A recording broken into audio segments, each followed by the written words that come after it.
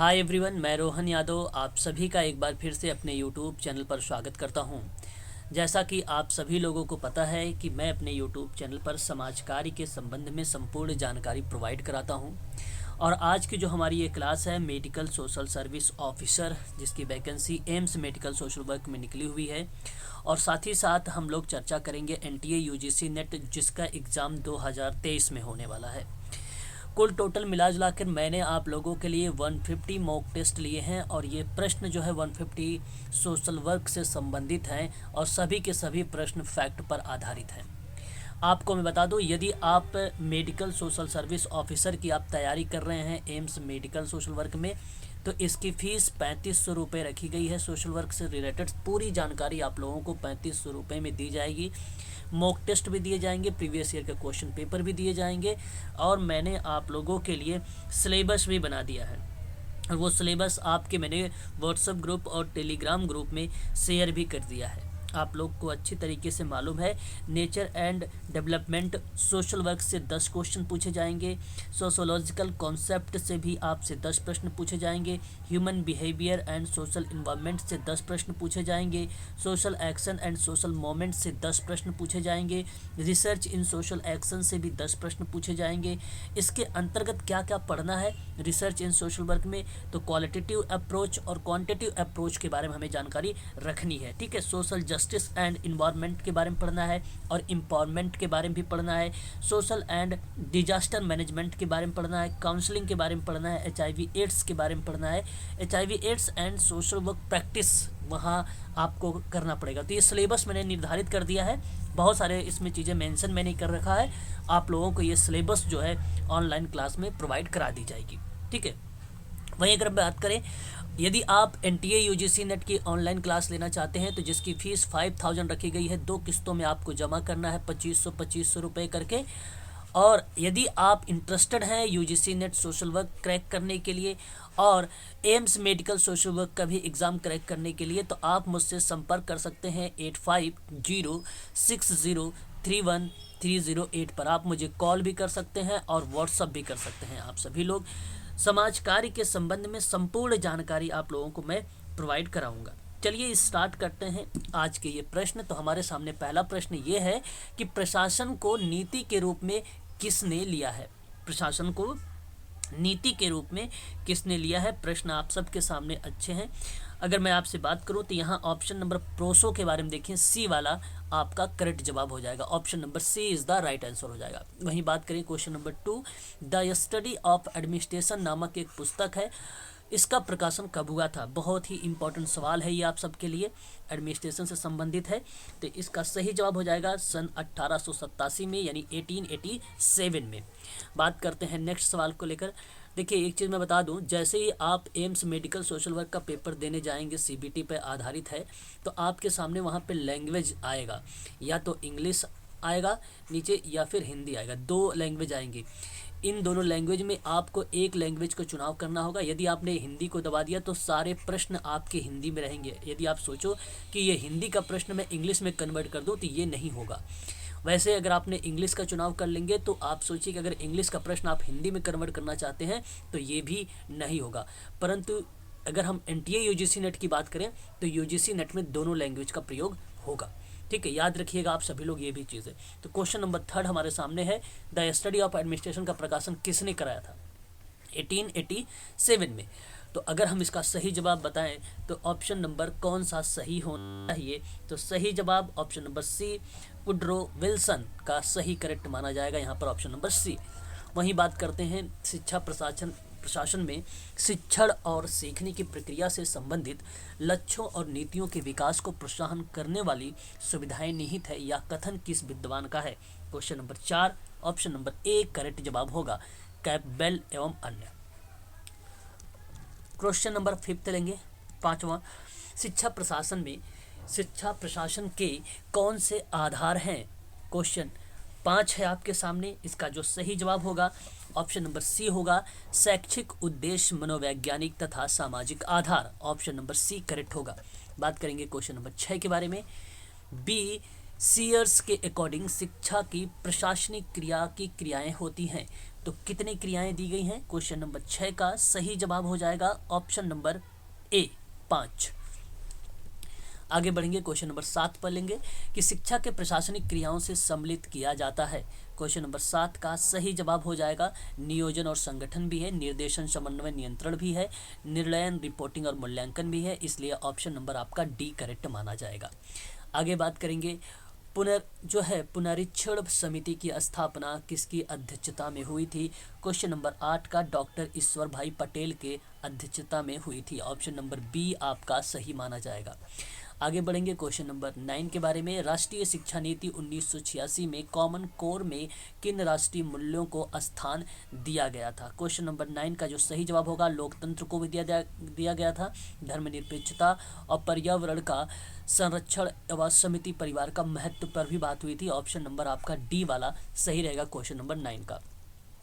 मानव संसाधन विकास मंत्रालय का सृजन कब हुआ है? क्वेश्चन नंबर 10 का सही जवाब ऑप्शन नंबर सी होगा 1985 सितंबर में।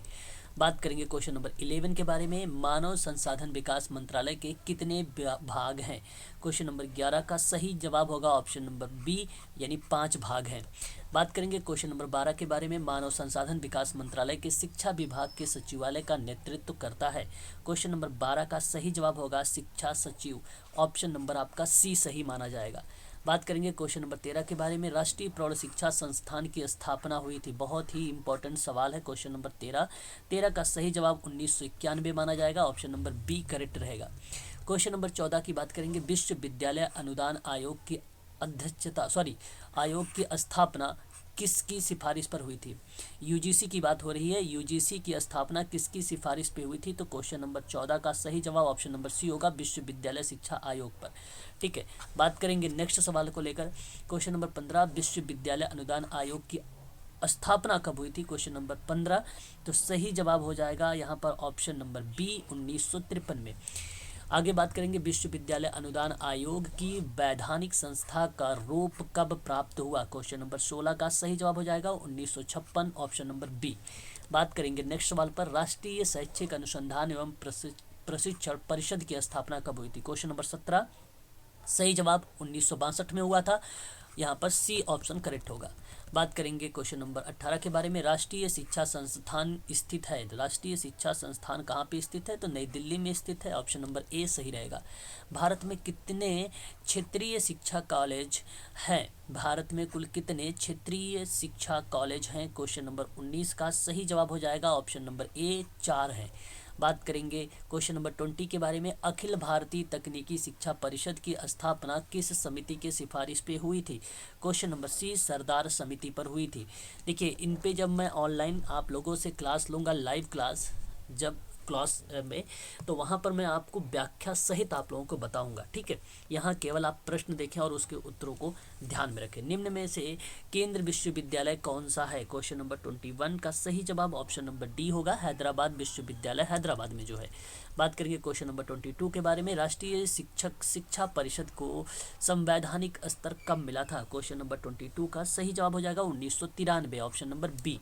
बात करेंगे केंद्रीय शिक्षा सलाहकार बोर्ड को कब विघटित किया गया था? क्वेश्चन नंबर 23 का सही जवाब हो जाएगा 1935, ऑप्शन नंबर सी। बात करेंगे क्वेश्चन नंबर 24 के बारे में, राष्ट्रीय शिक्षा सलाहकार बोर्ड को किस समिति की सिफारिश पर पुनः स्थापित किया गया था?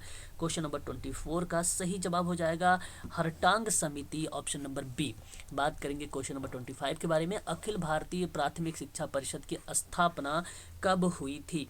यहाँ पे सही जवाब हो जाएगा 1957, ऑप्शन नंबर बी। बात करेंगे बाल भवन सोसाइटी इंडिया की स्थापना कब हुई थी? क्वेश्चन इंपॉर्टेंट है, क्वेश्चन नंबर 23, इसका सही जवाब क्या माना जाएगा? Option number B 1955। बात करेंगे केंद्रीय विद्यालय संगठन की स्थापना केवीएस की स्थापना कब हुई थी? क्वेश्चन नंबर 28 का सही जवाब ऑप्शन नंबर बी माना जाएगा 1963 और 64 में। बात करेंगे केंद्रीय माध्यमिक शिक्षा बोर्ड सीबीएसई की स्थापना कब हुई थी? क्वेश्चन नंबर 29 की सही जवाब ऑप्शन नंबर बी 1952। वहीं अगर हम लोग बात करते हैं नेक्स्ट सवाल पर, तो नेक्स्ट सवाल पर बात करेंगे हम सभी लोग। क्वेश्चन नंबर हमारे सामने 30 है। अखिल भारतीय माध्यमिक शिक्षा परिषद का पुनर्गठन कब हुआ था? क्वेश्चन नंबर 30 का सही जवाब ऑप्शन नंबर सी होगा 1958। बात करेंगे क्वेश्चन नंबर 31 के बारे में। नवोदय विद्यालय समिति को पंजीकृत किया गया था कब? क्वेश्चन नंबर 31 का सही जवाब हो जाएगा ऑप्शन नंबर बी 28 फरवरी 1985 को। 28 फरवरी 1985 को। बात करेंगे नेक्स्ट सवाल के बारे में। प्रथम मुक्त विद्यालय किस संस्था ने स्थापित किया था? क्वेश्चन नंबर 32 सही जवाब हो जाएगा केंद्रीय माध्यमिक विद्यालय board CBSE. Option number B आपका सही रहेगा। भारतीय उच्च अध्ययन संस्थान कहाँ स्थित है? क्वेश्चन नंबर 33 का सही जवाब हो जाएगा शिमला में, यानी ऑप्शन नंबर बी। बात करेंगे क्वेश्चन नंबर 34 के बारे में। भारतीय ऐतिहासिक अनुसंधान परिषद की स्थापना हुई थी? क्वेश्चन नंबर 34 का सही जवाब हो जाएगा ऑप्शन नंबर बी 1972 में। बात करेंगे राष्ट्रीय सामाजिक विज्ञान अनुसंधान परिषद की स्थापना कहाँ हुई थी या कब हुई थी? क्वेश्चन नंबर 35 का सही जवाब हो जाएगा ऑप्शन नंबर बी 1969 को। ऑप्शन नंबर बी सही रहेगा। क्वेश्चन नंबर 36 की बात करेंगे। निम्न में से कौन सा विश्वविद्यालय केंद्रीय विश्वविद्यालय है? क्वेश्चन नंबर 36 में अगर हम बात करें, तेजपुर विश्वविद्यालय भी है, जवाहरलाल नेहरू विश्वविद्यालय भी है, इंदिरा गांधी मुक्त विश्वविद्यालय भी है। ये केंद्रीय विश्वविद्यालय है, इसलिए यहाँ पर ऑप्शन नंबर डी करेक्ट होगा। राज्य में शिक्षा सचिवालय का अध्यक्ष होता है कौन? क्वेश्चन नंबर 37 का सही जवाब हो जाएगा शिक्षा सचिव। बात करेंगे नेक्स्ट सवाल के बारे में। राष्ट्रीय शिक्षा नीति 1986 में उच्चतर माध्यमिक स्तर तक की शिक्षा का मैनेजमेंट या प्रबंधन करने के लिए सुझाव दिया है। 38 का सही जवाब हो जाएगा जिला शिक्षा और प्रशिक्षण संस्थान डाइट की स्थापना। ऑप्शन नंबर बी सही रहेगा। बात करेंगे ऑपरेशन ब्लैक बोर्ड योजना कब लागू हुई है? वेरी वेरी मोस्ट इंपॉर्टेंट सवाल है। 39 का ऑप्शन नंबर सी करेक्ट रहेगा 1987 और 88 में। ऑप्शन नंबर सी करेक्ट रहेगा। बात करेंगे शिक्षा के राज्य संस्थान की स्थापना की योजना कब लागू हुई है? क्वेश्चन नंबर 40 का सही जवाब हो जाएगा 1963 और 64 में।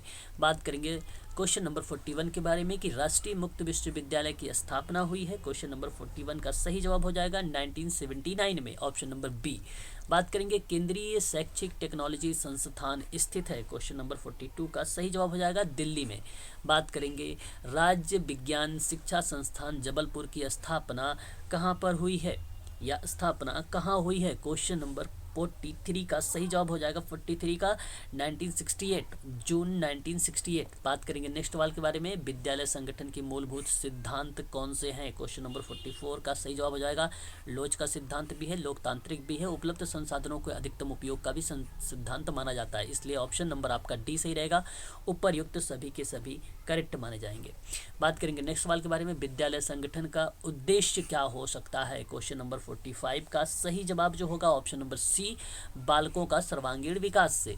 बात करेंगे नेक्स्ट सवाल के बारे में। विद्यालय प्रशासन के कार्यों को बांटा जाता है। क्वेश्चन नंबर 46 का सही जवाब हो जाएगा आपका प्रशासकीय कार्य और नीति निर्धारण संबंधी कार्य, इसलिए ऑप्शन नंबर आपका ए और बी यानी सी सही माना जाएगा। बात करेंगे क्वेश्चन नंबर 47 के बारे में। प्रधानाचार्य के विषय में कौन सा कथन गलत माना जाता है? क्वेश्चन नंबर 47 में अगर हम बात करेंगे, प्रधानाचार्य विद्यालय का नेता होता है, सत्य है। घड़ी की स्प्रिंग का जो स्थान है वही विद्यालय में प्रधानाध्यापक का स्थान है। प्रधानाध्यापक समाज का शैक्षिक नेता है, ये भी सही है। और कक्षा शिक्षण के प्रति उत्तरदायी होता है। गलत जवाब ऑप्शन नंबर आपका डी यहाँ पे सही रहेगा। पूछा था गलत कौन सा है, यही गलत है। प्रधानाध्यापक का प्रशासनिक दायित्व क्या होता है? क्वेश्चन नंबर 48 आपके सामने है। इसका सही जवाब हो जाएगा प्रबंधन समिति के अच्छे संबंध कायम रखना। बात करेंगे 49 के बारे में कि विद्यालय के प्रधानाध्यापक होता है कौन? 49 का सही जवाब हो जाएगा ऑप्शन नंबर सी यानी विद्यालय का नेता, समाज का नेता। ऑप्शन नंबर आपका ए और बी यानी सी दोनों के दोनों सही जवाब माने जाएंगे। क्वेश्चन नंबर 50 की बात करेंगे। प्रधानाध्यापक का कार्य क्या होता है? प्रधानाध्यापक का कार्य नियोजन करना, शिक्षण कार्य और अनुशासन की स्थापना करना, इसलिए ऑप्शन नंबर डी करेक्ट माना जाएगा। आगे बढ़ेंगे क्वेश्चन नंबर 51 के बारे में। प्रधानाध्यापक के परिनिरीक्षण कार्य में सम्मिलित कौन सा है? तो इसका सही जवाब हो जाएगा आपका शिक्षण कार्य का निरीक्षण भी होता है, कार्यालय कार्य का भी निरीक्षण होता है और मूल्यांकन भी होता है। ऑप्शन नंबर आपका डी सही रहेगा। ये परिनिरीक्षण कार्य सम्मिलित है प्रधानाध्यापक के लिए। बात करेंगे 52 के लिए 52 क्वेश्चन नंबर। यहाँ पे प्रधानाध्यापक के गुण कौन से माने जाते हैं? तो आपको मैं बता दूं कि नेतृत्व की क्षमता और व्यवहार के कुशल, इसलिए ऑप्शन नंबर सी सही माना जाएगा। बात करेंगे 53। क्वेश्चन नंबर 53, प्रधानाध्यापक के कौन से गुण होने चाहिए? 53 का सही जवाब अगर हम बात करेंगे तो व्यक्तिगत गुण भी होता है और व्यावसायिक गुण भी होता है, उपर्युक्त सभी, इसलिए ऑप्शन नंबर सी यहाँ पे करेक्ट माना जाएगा, यही आपका सही रहेगा। बात करेंगे क्वेश्चन नंबर 54 यानी 54, अध्यापक राष्ट्र का भाग्य निर्णायक यानी निर्णायक होता है। अध्यापक राष्ट्र का भाग्य निर्णायक होता है, यह कथन किसका माना जाता है? 54 यानी 54 सही जवाब हुमायूं कबीर का, ऑप्शन नंबर ए सही माना जाएगा। शिक्षा के व्यावसायिक गुणों में शामिल है 55 यानी 55, तो यहाँ पे सही जवाब हो जाएगा व्यावसायिक परीक्षण और व्यावसायिक निष्ठा दोनों होती है और उत्तम स्वास्थ्य और जीवन शक्ति नहीं, इसलिए ऑप्शन नंबर डी, ए और बी यहाँ में लिखा हुआ है। बात करेंगे नेक्स्ट 56 यानी 56, प्रशिक्षित शिक्षक के लिए सामान्यतः निरीक्षण काल 1 वर्ष का होना चाहिए, यह कथन किसका सुझाव है? 56 में अगर हम बात करेंगे तो माध्यमिक शिक्षा आयोग का है, ऑप्शन नंबर बी सही माना जाएगा। बात करेंगे शिक्षक की जवाबदेही पर किसने बल दिया है? क्वेश्चन नंबर 57 यानी 57 आपके सामने है, तो अगर हम बात करेंगे तो इसने राष्ट्रीय शिक्षा नीति 1986 है वो शिक्षक की जवाबदेही पर इसने बल दिया है। छात्रों का वर्गीकरण का आधार अगर हम बात करते हैं 58 में, तो यहाँ पे मानसिक आयु भी, रुचि भी और कालानुसार आयु मतलब वास्तविक आयु भी शामिल की गई है, इसलिए उपर्युक्त सभी के सभी सही जवाब रहेगा। इनमें छात्रों का वर्गीकरण किया गया है। उन्नति के भेद हैं कि उन्नति के भेद किसको आप शामिल करना चाहेंगे? तो मैं आपको बता दूं, वार्षिक उन्नति, त्रैमासिक और परीक्षण उन्नति, ये तीनों के तीनों शामिल है, इसलिए ऑप्शन नंबर आपका डी सही रहेगा। भवन योजनाओं को विभक्त किया जाता है, क्वेश्चन नंबर 60, तो मैं आपको बता दूं 2 भागों में। बात करेंगे नेक्स्ट सवाल के बारे में, खुली योजनाओं में निम्न आकार की योजनाएं आती हैं, क्वेश्चन नंबर 61 यानी 61, तो सही जवाब हो जाएगा ई और एच के आकार में भी आता है, आई और टी के आकार में भी आता है, यू और वाई टी के आकार में भी आता है, ऊपर तो सभी आकार में यहाँ पे शामिल है खुली योजनाओं का आकार, ऑप्शन नंबर डी सही माना जाएगा।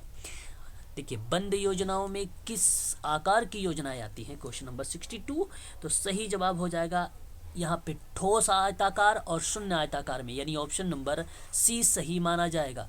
बात करेंगे नेक्स्ट सवाल कि विद्यालय की स्थिति कैसे स्थान पर होनी चाहिए, क्वेश्चन नंबर 63 यानी 63 नंबर की है, ऐसा स्थान जहां की जलवायु भूमि ना तो अधिक शुष्क हो और ना ही अधिक नम्न हो, इसलिए ऑप्शन नंबर डी सही माना जाएगा। ऋणात्मक स्थिति में कुर्सी की स्थिति होनी चाहिए किस टाइप की? क्वेश्चन नंबर 64 का सही जवाब हो जाएगा डेस्क के नीचे घुसी होती है, ऑप्शन नंबर ए सही रहेगा। कुर्सी की सीट की गहराई होनी चाहिए, क्वेश्चन नंबर 65 का सही जवाब हो जाएगा 3/8 इंच की।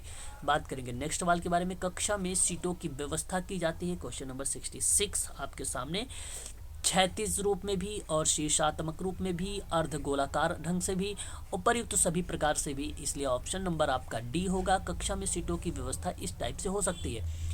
म्यूजियम शब्द की उत्पत्ति यूनानी शब्द म्यूजियस से मानी जाती है, जिसका अर्थ क्या होना चाहिए? सही जवाब कला, संगीत, विज्ञान आदि की प्रतिनिधित्व करने वाली यूनानी की देवियां, ऑप्शन नंबर सी सही रहेगा। बात करें संग्रहालय का अर्थ महत्वपूर्ण वस्तुओं से रिलेट किया गया है, तो इसका सही जवाब क्या होना चाहिए? संग्रह कक्ष भी शामिल होना चाहिए, प्रदर्शन कक्ष भी शामिल होना चाहिए, सूचना कक्ष भी शामिल होना चाहिए, इसलिए उपयुक्त सभी के सभी आपका सही जवाब रहेगा ऑप्शन नंबर डी। बात करेंगे क्वेश्चन नंबर 69 के बारे में, तकनीकी एवं व्यावसायिक कौशलों के विकास के लिए सबसे उपयुक्त स्थल कौन सा माना जाता है? वर्कशॉप या कार्यशाला, ऑप्शन नंबर सी सही रहेगा। प्रयोगशाला द्वारा विषय विशेष के लिए पर्यावरण तैयार किया जाता है, क्वेश्चन नंबर 70 आपका सही जवाब हो जाएगा ऑप्शन नंबर डी, उपर्युक्त सभी में सहायक है। अनुकूलन भी होता है, व्यवहारिक कार्य भी होता है, प्रभावी और अनुसंधानात्मक प्रवृत्ति के विकास के रूप में भी कार्य होता है, इसलिए ऑप्शन नंबर डी सही रहेगा। क्वेश्चन नंबर 71, लाइब्रेरी शब्द की उत्पत्ति मानी जाती है, बताइए। क्वेश्चन नंबर 71 का सही जवाब हो जाएगा ऑप्शन नंबर सी, लैटिन शब्द से लिया गया है, लाइब्रेरी से, ऑप्शन नंबर सी। बात करेंगे पुस्तकालय विद्यालय का हृदय है या कथन किसका है? क्वेश्चन नंबर 72 का सही जवाब होगा जॉन डीवी का है, ऑप्शन नंबर ए।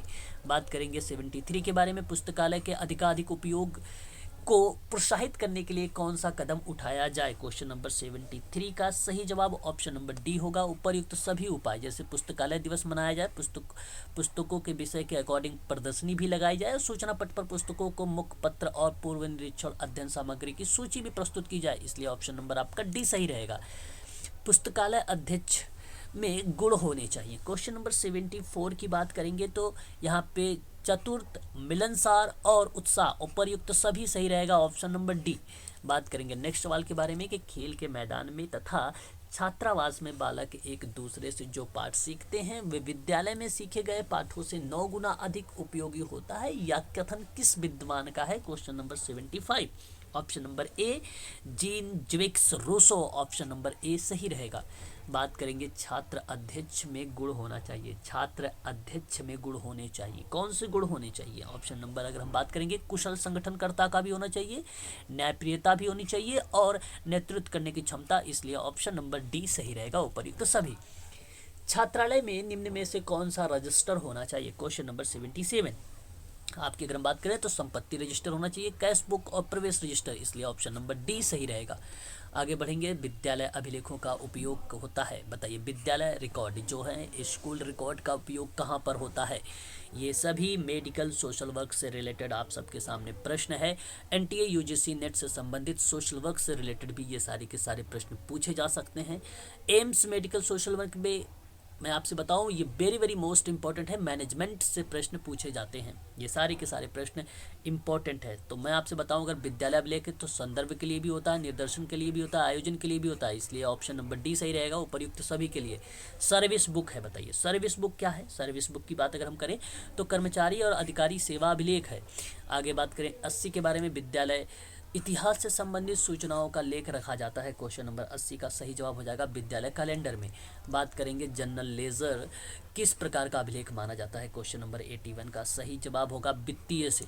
आगे बात करेंगे पत्र प्राप्ति रजिस्टर कौन सा माना जाता है? पत्र प्राप्ति रजिस्टर प्रशासनिक अभिलेख होता है, एडमिनिस्ट्रेशन रिकॉर्ड होता है। बालक की शारीरिक और शैक्षिक उपलब्धि को लेखा जोखा रखा जाता है, क्वेश्चन नंबर 83 का सही जवाब हो जाएगा सचिव अभिलेख में, ऑप्शन नंबर डी। बात करेंगे कार्यालय को विद्यालय की नाड़ी संस्थान किसे कहा है? किसने कहा है बताइए? विद्यालय को कार्यालय को विद्यालय का नाड़ी संस्थान कहा है, क्वेश्चन नंबर 84 का सही जवाब हो जाएगा रायबर्न ने कहा है, ऑप्शन नंबर ए। बात करेंगे करिकुलम शब्द की उत्पत्ति हुई है, बताइए 85 क्वेश्चन नंबर हमारे सामने है, इसका सही जवाब हो जाएगा लैटिन शब्द के क्यूरेर से हुआ है, ऑप्शन नंबर ए। बात करेंगे 86 के बारे में, पाठ्यक्रम में वे समस्त अनुभव शामिल हैं जिनका बालक विद्यालय में निर्देशन से या निर्देशन में प्राप्त होता है, या कथन किसका माना जाता है? 86 का सही जवाब ऑप्शन नंबर ए वॉल्टर सी का। बात करेंगे क्वेश्चन नंबर 87 के बारे में, प्रधानाध्यापक को विद्यालय के आंतरिक कार्यक्रमों के संगठन में निम्न में से किन बातों पर ध्यान देना चाहिए? 87 हमारे सामने, इसका सही जवाब क्या होना चाहिए? पाठ्यक्रम संबंधी क्रियाओं का संगठन, पाठ्यक्रम सहगामी क्रियाओं का संगठन भी, विद्यालय के साज सज्जा की उपयुक्त व्यवस्था भी, ऑप्शन नंबर डी जो उपयुक्त सभी है।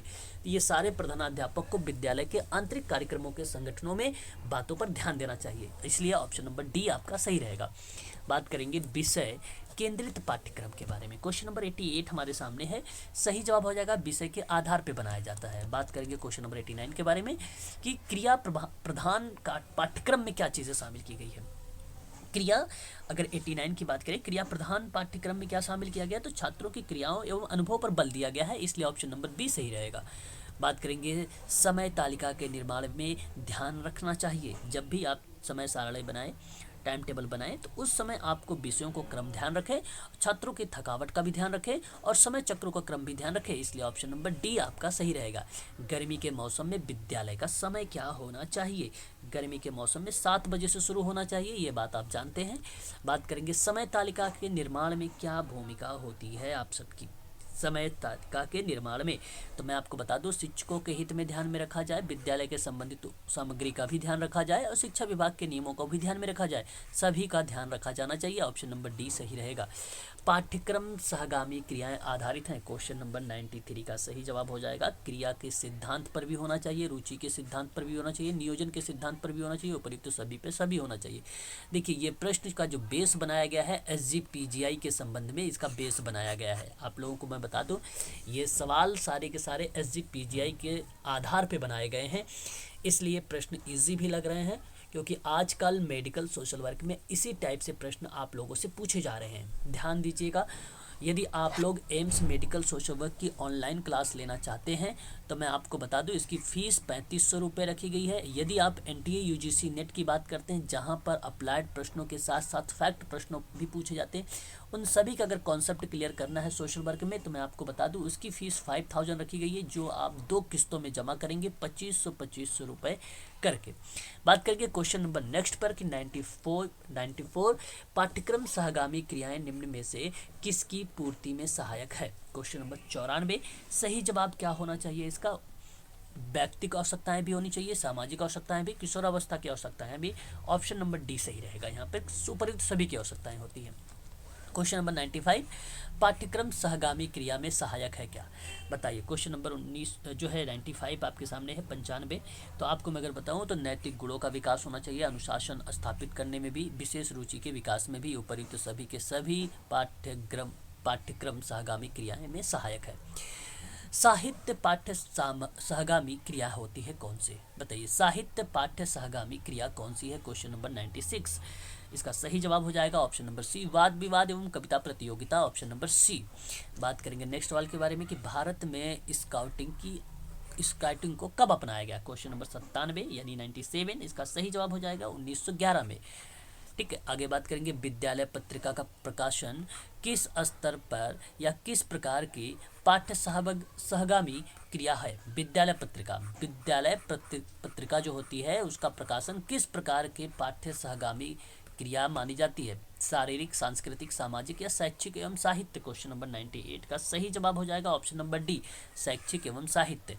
बात करेंगे नेक्स्ट सवाल के बारे में 99 शारीरिक प्रशिक्षण संबंधी पाठ्य सहगामी क्रिया है कौन सा। क्वेश्चन नंबर 99 यानी 99 इसका सही जवाब हो जाएगा सामूहिक खेल एवं मॉडल संसद, ऑप्शन नंबर डी। बात करेंगे स्काउटिंग के जन्मदाता किसे माना जाता है, काफ़ी इंपॉर्टेंट सवाल। क्वेश्चन नंबर 100 आपके सामने 100 नंबर का सवाल, sir Robert Baden Powell, option number A सही रहेगा। क्वेश्चन नंबर 101 यानी 101 बीएड के स्काउटिंग गाइडिंग में प्रशिक्षण प्राप्त करने वाले लड़कों और लड़कियों को कहलाते हैं क्रमशः क्या, बताइए। जो बीएड के स्काउटिंग गाइडिंग में प्रशिक्षण प्राप्त करने वाले लड़के लड़कियां होते हैं वो क्या कहलाते हैं। क्वेश्चन नंबर 101 इसका सही जवाब हो जाएगा रोवर और Roger, option number A correct होगा। बात करेंगे समाज कल्याण संबंधी क्रियाओं में आती है क्या क्या, 102 यानी 102 का सही जवाब क्या माना जाएगा यहाँ पर। अगर हम बात करें समाज कल्याण के संबंध में तो एक तो समाज सेवा क्लब भी होगा, जूनियर रेड क्रॉस और प्राथमिक चिकित्सा दल भी होगी, श्रमदान भी होगा, उपयुक्त तो सभी माना जाएगा, ऑप्शन नंबर डी सही रहेगा। 103 मूल्यांकन की प्रविधियां हैं, 103 नंबर का सवाल आ चुका है। मूल्यांकन की प्रविधियां हैं, मूल्यांकन की प्रविधियां साक्षात्कार एवं प्रश्नावली भी है, अभिलेख भी है, निरीक्षण परीक्षा भी है, ऑप्शन नंबर आपका डी सही रहेगा। परीक्षा प्रविधि के भेद कौन कौन से होते हैं और कितने होते हैं। परीक्षा प्रविधि के भेद तो मैं आपको बता दूं ये 3 होते हैं, तीनों के तीनों दिए गए हैं, उपयुक्त तो सभी सही हैं। मौखिक परीक्षा, प्रयोगात्मक परीक्षा, कागज पेंसिल परीक्षा, निबंधात्मक परीक्षा, ऑप्शन नंबर डी सही रहेगा।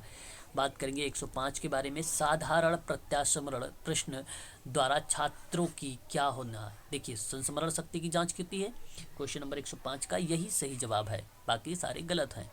आगे बात करेंगे बहुविकल्पी प्रश्नों में छात्रों को क्या होना चाहिए। बहुविकल्पी प्रश्नों में छात्रों को सबसे उपयुक्त उत्तर को छांटना होता है, इसलिए ऑप्शन नंबर आपका बी करेक्ट माना जाएगा। यहाँ पर ध्यान दीजिएगा, काफ़ी इंपॉर्टेंट सवाल अप्लाइड बनाए गए हैं। बात करते हैं वर्तमान परीक्षा पद्धति में सुधार लाने के लिए, क्वेश्चन नंबर 107 का सही जवाब क्या माना चाहिए।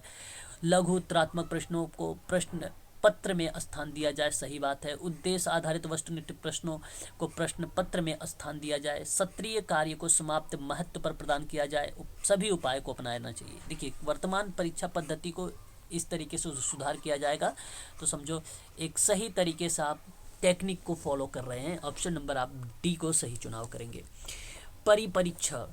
परिनिरीक्षण या पर्यवेक्षण का अर्थ क्या हो सकता है। 108 का सही जवाब ऑप्शन नंबर बी, शिक्षक का विकास, बालक का वृद्धि एवं शिक्षण अधिगम प्रक्रिया में सुधार। बात करेंगे 109 निरीक्षण के संबंध में कौन सा कथन सत्य है। क्वेश्चन नंबर 109 तो इसका सही जवाब हो जाएगा त्रुटि निकालने की प्रक्रिया, ऑप्शन नंबर बी। बात करेंगे नेक्स्ट सवाल के बारे में कि पर्यवेक्षण होता है क्या। 110 यानी 110 आपके सामने, यहाँ पे उपचारात्मक भी होता है, नियमित भी होता है, लोकतांत्रिक भी होता है, इसलिए ऑप्शन नंबर डी का चुनाव करें। भारत में प्रचलित निरीक्षण पद्धति में निरीक्षक की स्थिति होती है।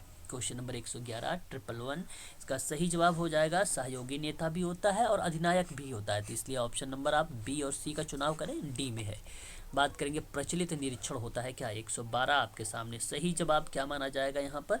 तो देखिए एक औपचारिक भी होना चाहिए, एक अनौपचारिक, अनौपचारिक और औपचारिक दोनों होने चाहिए। अनौपचारिक को अस्वाभाविक भी बोलते हैं और औपचारिक को स्वाभाविक कहते हैं, इसलिए आपका ये दोनों होना चाहिए, ठीक है। और एक अल्पकालिक एवं आधिकारिक।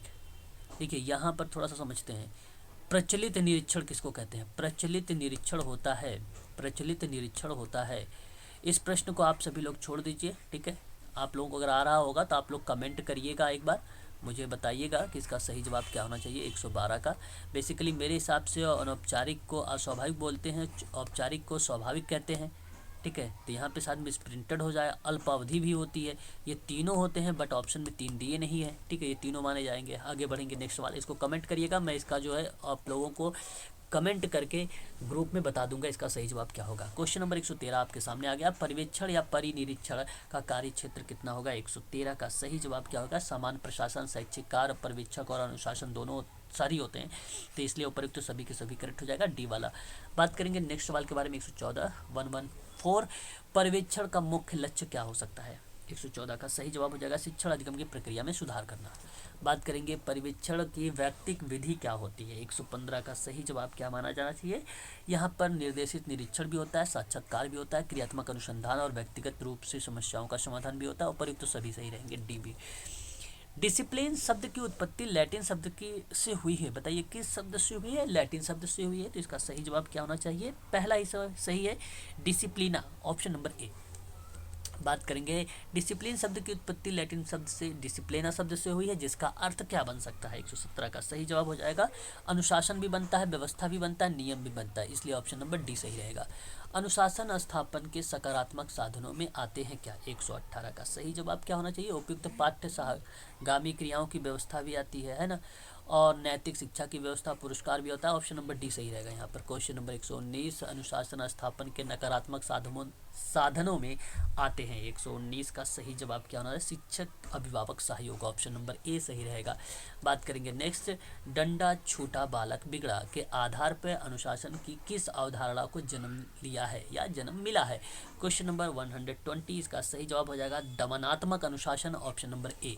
बात करेंगे अनुशासन की आधुनिक अवधारणा के समर्थक कौन है। 121 यानी 121 का सही जवाब हो जाएगा पेस्टोलॉजी भी माने जाते हैं, रूसो और जॉन डोबी, यानी ऑप्शन नंबर डी सही रहेगा। क्वेश्चन नंबर 122 प्राकृतिकवाद विचारात्मक अनुशासन के किस दृष्टिकोण का प्रतिपादन करते हैं। क्वेश्चन नंबर 122 यानी 122 का सही जवाब हो जाएगा मुक्ति आत्मक, ऑप्शन नंबर सी। बात करेंगे आदर्शवादी विचारक अनुशासन की किस अवधारणा के समर्थक हैं। ये 123 यानी 123 का सही जवाब हो जाएगा प्रभावात्मक, ऑप्शन नंबर बी। बात करेंगे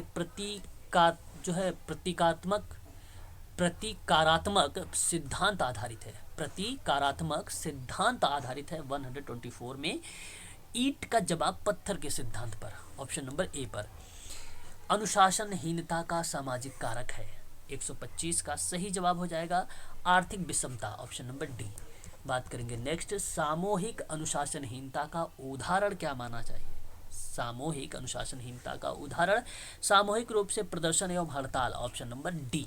बात करेंगे शैक्षिक स्कूलों की स्थापना का सुझाव दिया है। क्वेश्चन नंबर 128, क्वेश्चन नंबर 128 का सही जवाब आचार्य राममूर्ति समिति ने, ऑप्शन नंबर बी।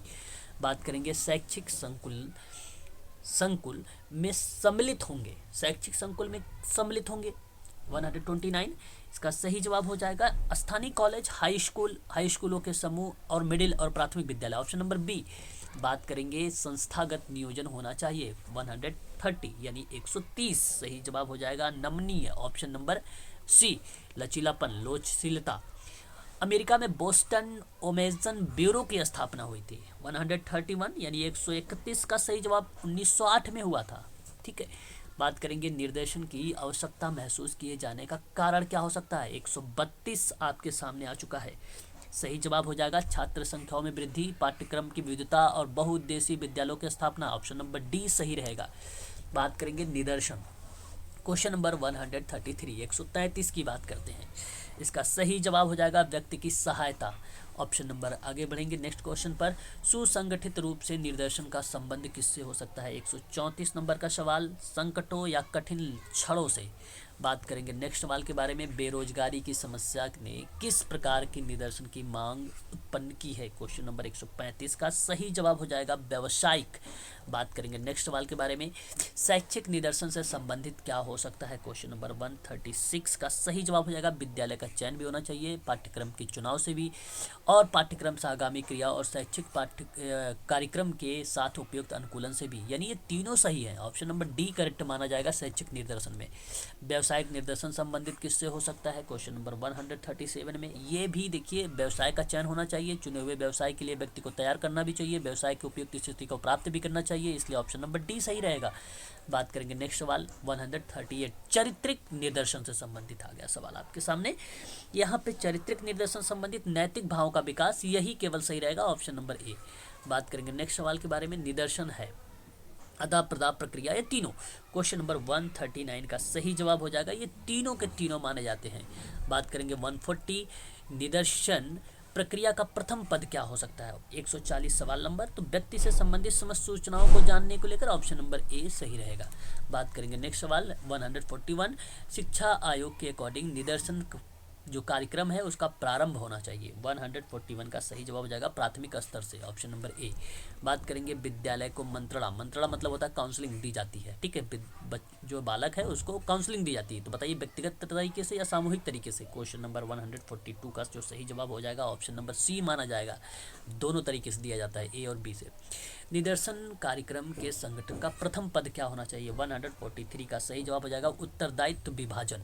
बात करेंगे विद्यालय एक समाज होगा परंतु वह वृद्ध समाज के अंदर एक छोटा सा समाज होगा, यह कथन किसका है? क्वेश्चन नंबर 144 का जो सही जवाब हो जाएगा ऑप्शन नंबर ए माध्यमिक शिक्षा आयोग रिपोर्ट। बात करेंगे क्वेश्चन नंबर 145 यानी 145 नंबर का सवाल। विद्यालय एक सामाजिक संस्था है, यह कथन किस विद्वान के द्वारा दिया गया है? जॉन डीवी के द्वारा दिया गया है, ऑप्शन नंबर ए।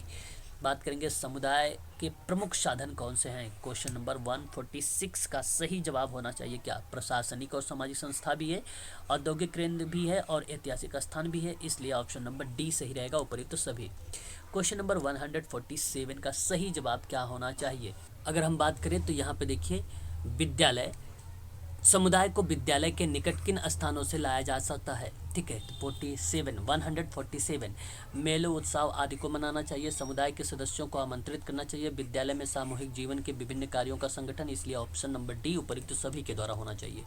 क्वेश्चन नंबर 148 विद्यालय को समुदाय के निकट किन साधनों में लाया जा सकता है? सामाजिक सर्वेक्षण क्या हो सकता है? क्वेश्चन नंबर 148 का सही जवाब जो होगा क्लबों के संगठन द्वारा भी लाया जा सकता है और समाज सेवा सप्ताह के आयोजन से भी, क्षेत्र पर्यटन के द्वारा भी, इसलिए ऑप्शन नंबर डी सही रहेगा उपयुक्त सभी के द्वारा।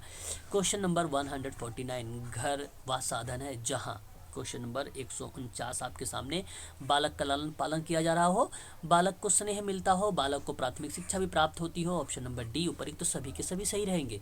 क्वेश्चन नंबर 150 विद्यालय घर का सहयोग प्राप्त करता है, ऑप्शन नंबर ए शिक्षक अभिभावक संघ की स्थापना करके। क्वेश्चन नंबर 150 का जो सही जवाब हो जाए यहाँ पे आपका ये सही माना जाएगा, अभिभावक के छात्रों के संबंध में आवश्यक सूचना देकर भी, ये भी सही माना जाएगा, ऑप्शन नंबर सी करेक्ट रहेगा, ए और बी दोनों के दोनों करेक्ट रहेंगे।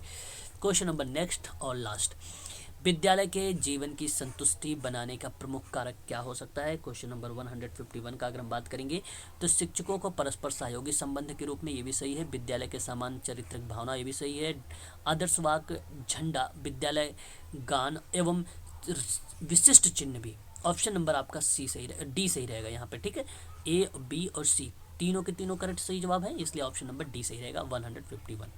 तो आज हम लोगों ने मेडिकल सोशल वर्क के संबंध में कुल टोटल 101 प्रश्न देखे, उसी के साथ साथ हम लोगों ने NTA UGC net social work से भी 151 प्रश्न हम लोगों ने अभी 38 मिनट में कंप्लीट कर लिए हैं। यदि आप लोग एम्स मेडिकल सोशल वर्क की क्लास लेना चाहते हैं ऑनलाइन, आपको जहाँ पे पीडीएफ मॉक टेस्ट सिलेबस के आधार पे सब प्रोवाइड कराया जाएगा, मैंने सिलेबस भी तैयार कर लिया है, वो 3500 रुपये में सारा कंटेंट आपको प्रोवाइड कराया जाएगा। वहीं अगर हम बात करें यूजीसी नेट के अकॉर्डिंग 5000 फीस है, जिसकी आप 2 किस्तों में जमा करेंगे। सिलेबस यूनिट नंबर 1 से लेकर यूनिट नंबर 10 तक का आपको unit wise unit topic wise topic आपका मॉक टेस्ट होगा और साथ ही साथ कुछ प्रैक्टिस पेपर भी होंगे और 2004 से लेकर 2022 तक के जितने सोशल वर्क का पेपर हुआ व्याख्या सहित आप लोगों से हल करवाया जाएगा।